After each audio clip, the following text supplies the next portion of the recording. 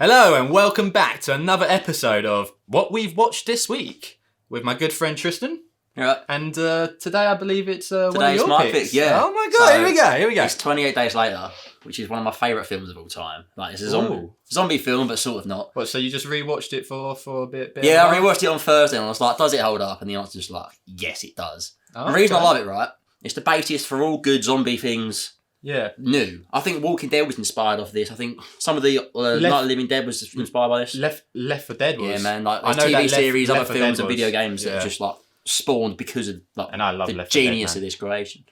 But anyway, tell me more about the plot. So right, basic plot. Young lad called Jim wakes up from a hospital bed. And Cillian Murphy, right? Yeah, he is. That's another reason to watch it. Cillian Murphy. Yeah, the casting's great. But he wakes up and he finds out everything in London's been evacuated, and there's these things called like rage monsters infected with this thing called the rage virus. So he basically has to survive that.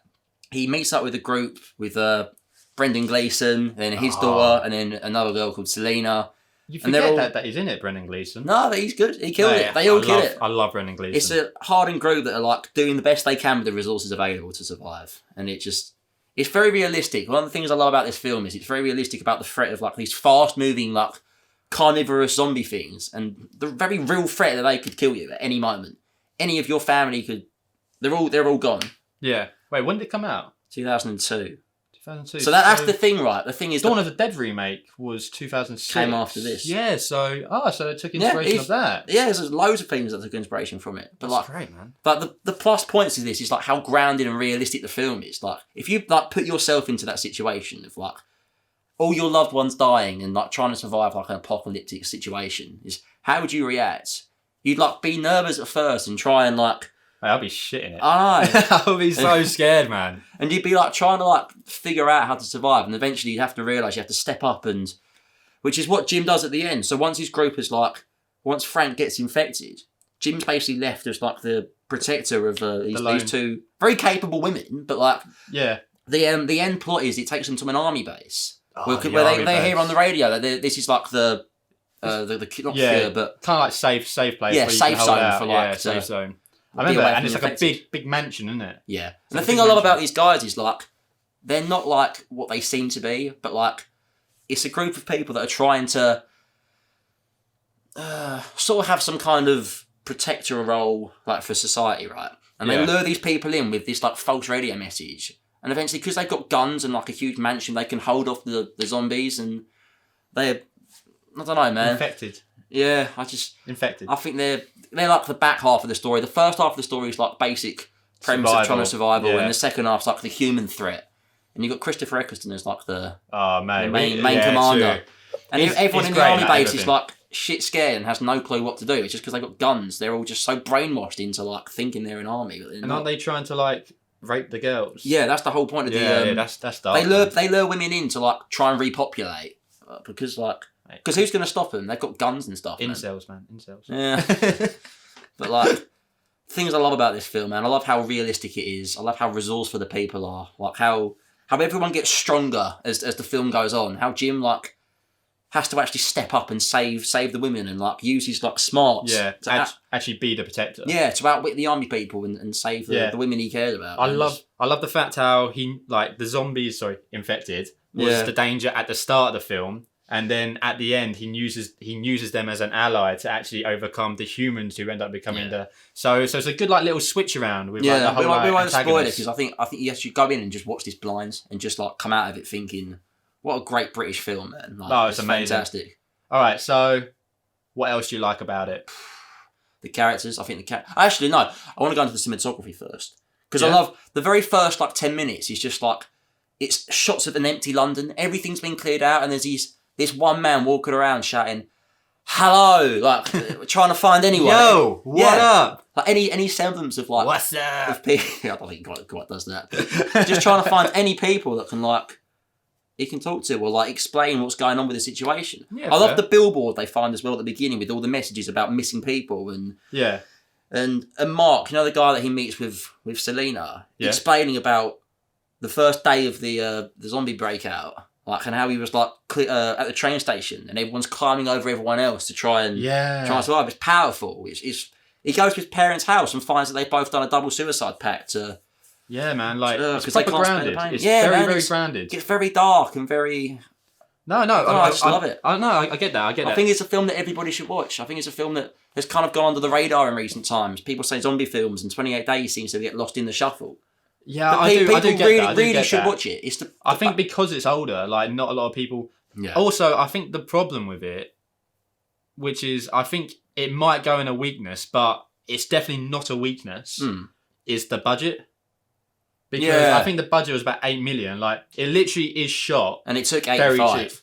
Yeah. That's 10 times its budget, and that's just on essentially looks like a student film. It does. It looks like the actual quality of it is very I love cheap. how grainy the camera work is, though. I think it works in its favour, though. Hugely. Because you don't want bright colour contrast in a very grim film. Yeah, no, it does definitely work in it. Damn, I'm trying to find a weakness for it. I don't think there is any weaknesses. It's like how it's shot is very reminiscent of like a dark kind of empty London. It's eerie. That's the word I could use for the first half of the film. So there are no weaknesses with this film? I don't think so, man. There's so many like positives.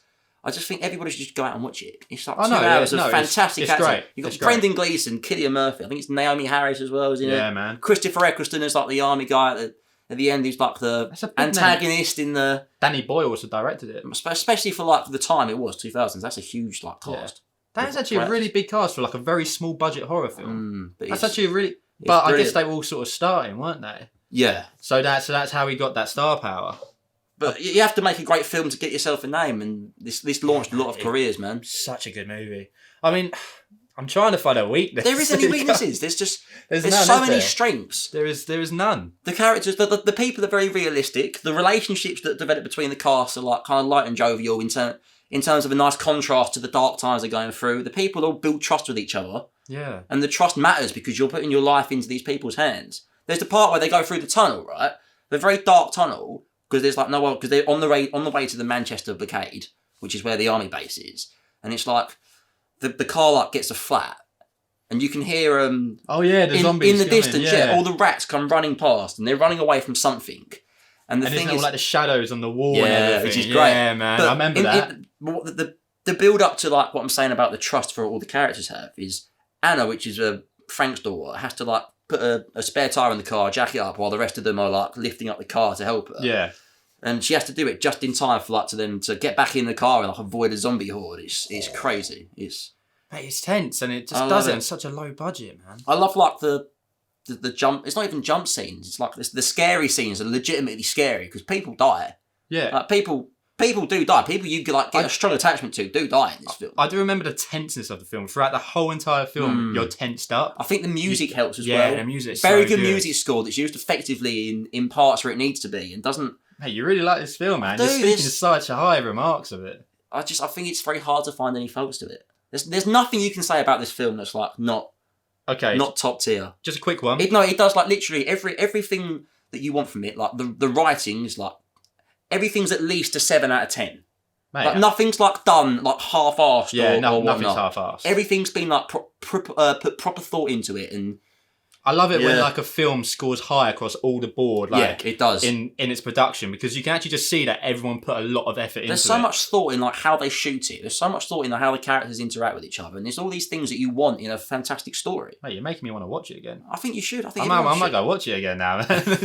Let's whip on. It's just a nice contrast to like some of the other things that we've watched. I think this is just like a pure, fantastic story and the payoff at the end's brilliant. There's like 3 alternate endings that I won't go into, but... Oh yeah. All right, so... Man. I just want to say this to you, because you're speaking very, very high of it. Go on. Is it the best... I'm going to categorise it as a zombie one. Yeah, that's fair. Is it the best zombie film ever made? It's got a very good chance of getting it. See, it's between that and Night of the Living Dead.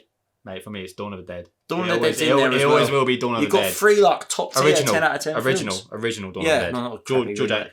The remake it's ain't up crappy. there. It's up there. Say like you wanted to compare the original Night of the Living Dead to like The Godfather in terms of like just being fantastic films, but the best of their genre. 28 Days is right up there. Right up there. So definitely should be watched. Would you say yes? To what? I need a yes or no answer for the question I just asked. Is it the best zombie film you think ever made? Yes, so I'd say so. Really? I think so, man. I think he just scores so hard across the board. Man.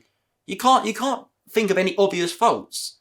There's so much care gone into the product. Hey, no, and I respect the hell out of that. I rate that a lot, man. So like, does it appeal? Like, what kind of target audience does it go to? I think anybody could watch it. I think teenagers can watch it and think it's a great film. People in their 50s and 60s could watch it and think it's a great film. It's just universally well done. No, I agree. And should get a lot more love than what it currently has. Okay, so I know you said you're rating at start, but we always do at the end. Oh, right, yeah. What was my rating? 10. Like, no question. It's just something that needs to be watched. And I can watch it again and again and just think it's fantastic written. It's just one of those that needs to like not be under the radar anymore. Yeah, okay, no, fair. It needs to be recommended. Bring it into the spotlight. It really needs to be recommended. Bring it into the spotlight. Everything right. No, I agree with you. Yeah, so there you go. All right, so that's it. That's 100%. Just go out and watch it. I think it's brilliant.